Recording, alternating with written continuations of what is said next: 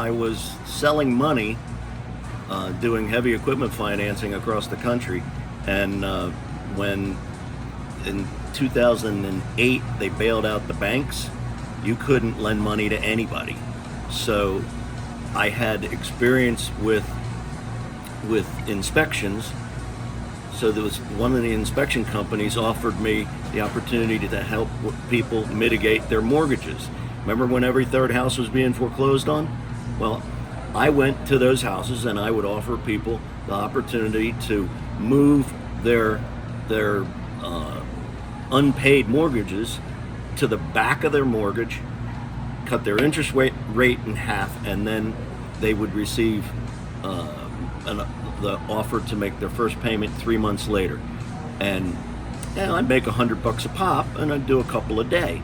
Well, I went to a house that was straddling the Mason-Dixon line, which is interesting because the guy paid taxes in 2 states.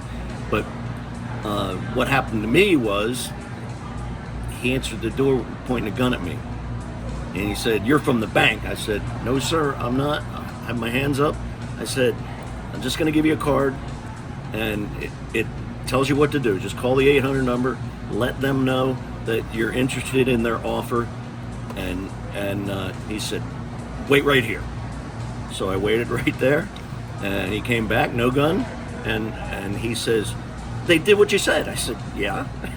He said, "Well, you like helping people." I said, I do. He said, "You should get into life insurance." And I said, "I thought I was going to need it." And when I went home that day, I Googled how to get your license.